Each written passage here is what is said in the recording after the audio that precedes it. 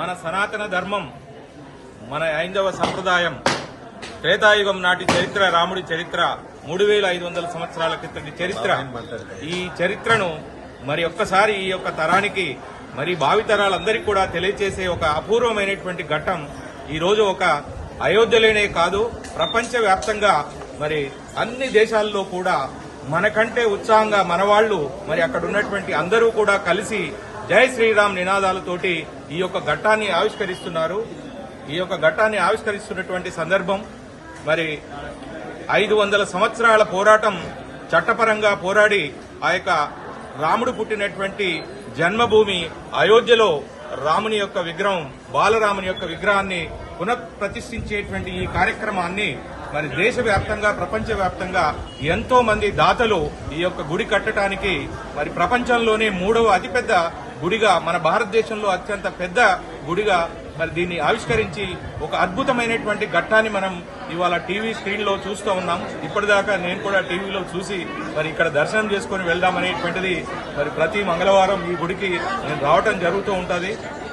అట్లాగే మరి ఈ యొక్క చరిత్ర ఏదైతుందో, రాముడు యొక్క చరిత్ర, రాముడు మరి మర్యాద రాముడు, అతడు ఒక పరిపూర్ణమైనటువంటి వ్యక్తిత్వం కలిగినటువంటి వాడు, మానవ రూపంలో వచ్చినటువంటి రాముడు. ఆ రామ సంకీర్తన, ఆ రామనామంలోనే మరి ఒక పరిపూర్ణత, చాలా నేర్చుకునేటువంటి అంశాలు ఉంటాయి. కాబట్టి మనం తల్లిదండ్రులుగా మన ఈ తరం ఇక్కడ నుండి అయినా కూడా మన పిల్లవాళ్లకు ఈ యొక్క సంస్కృతి సాంప్రదాయాల గురించి మనం చక్కగా తెలియచేయాల్సినటువంటి అవసరం ఉంది.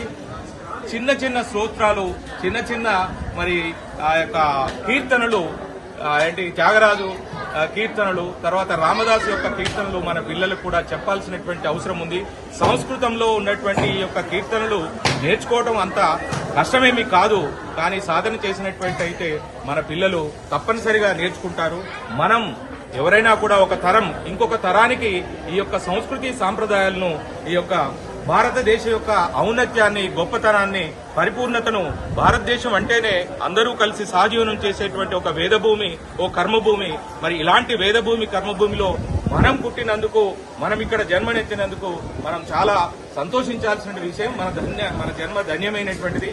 దానికి మనవంతుగా మరి ప్రతి చోట మనం ఈ యొక్క రామనామ కార్యక్రమాలు, పిల్లలకు హైందవ సంప్రదాయాన్ని, సనాతన ధర్మాన్ని మనం తెలియజేయాల్సినటువంటి అవసరం ఉంది.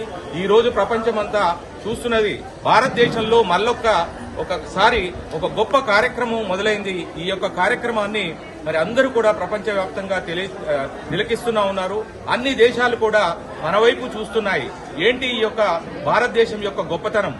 ఇప్పుడు ప్రస్తుతం భారతదేశం యొక్క కీర్తి పతాకాలు రాజకీయ చిత్రంలో కానీ, మరి ఏ రకమైనటువంటి ఆర్థిక రంగంలో కానీ మన యొక్క యువత, మన భారతదేశం యొక్క యువత ప్రతి దేశాల్లో ఉన్నారు. మన భారతదేశం యొక్క యువత అన్ని రంగాల్లో మరి రాణిస్తున్నటువంటి సందర్భం. మన వైపే చూస్తున్నారు అందరూ.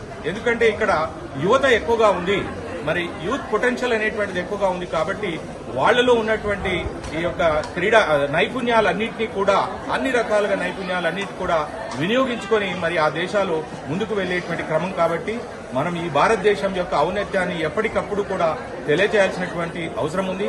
చాలా పండుగలు మనం నిర్వహిస్తున్నాం. కొందరు అంటారు, మరి ఇన్ని పండుగలు ఎందుకు, ఇంత సాంప్రదాయం అంటే అదే మన యొక్క భారతదేశం యొక్క గొప్పతనం.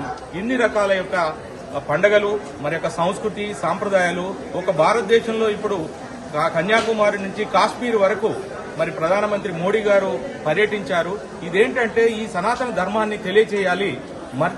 మగ్గిపోతున్నటువంటి యొక్క సనాతన ధర్మాన్ని మళ్లీ మనం ఈ యొక్క తరాలకు, భావితరాలకు అందచేయాలనేటువంటి ఒక దృఢ సంకల్పం, ఒక సత్సంకల్పంతో ప్రజలందరూ కూడా ముందుకు వెళ్తున్నందుకు, ముఖ్యంగా మహిళలు, పిల్లలు, మరి వృద్ధులు అందరూ కూడా జై శ్రీరామ్, జై శ్రీరామ్.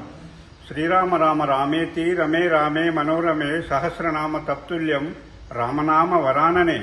రామాయ రామభద్రాయ రామచంద్రాయ వేదసే రఘునాథాయ నాథాయ సీతాయ పతయే నమః. శ్రీరామ జయ రామ జయ జయ రామ, శ్రీరామ జయ రామ జయ జయ రామ, శ్రీరామ జయ రామ జయ జయ రామ. 22వ తారీఖు సోమవారం అయోధ్యాపురిలో శ్రీరాముని, బాలరాముని ప్రతిష్టా సందర్భంగా మనము చాలా అదృష్టవంతులము. ఈ జన్మ మనకు ధన్యమైనట్టు లెక్క. ఎందుకంటే ఇది 500 సంవత్సరాల నుండి ఎదురు చూస్తున్న సందర్భం ఇది. మనం ఈరోజు మోడీ గారి చేతుల మీదుగా ప్రారంభించబడుతున్న ఈ వేడుకను మనమంతా పండుగలాగా జరుపుకొని అందరం మనం ఆనందించాలి. చాలా మనం అదృష్టవంతులం. మనం ఈ జన్మ ధన్యమైందని భావిస్తున్నాను. ఈ అవకాశం ఇచ్చినందుకు మీకు ధన్యవాదాలు. జై శ్రీరామ్, జై జై శ్రీరామ్, జానకి వల్లభ, జై జై శ్రీరామ్. మనము ఈ యుగంలో, కలియుగంలో మనము అయోధ్యాపురిలో రామస్వామి ప్రతిష్ట జరగడము మనకు చాలా ఆనందకరంగా ఉంది. ఈ జన్మ మనకు ధన్యమైందని మనం భావించుకోవాలి. యువత అంతా ముందుకొచ్చి అన్నిట్లలో పాల్గొని రాముని గురించి, సీతారాముల గురించి చాలా విషయాలందరికీ తెలియజేయాలని నేను కోరుకుంటున్నాను.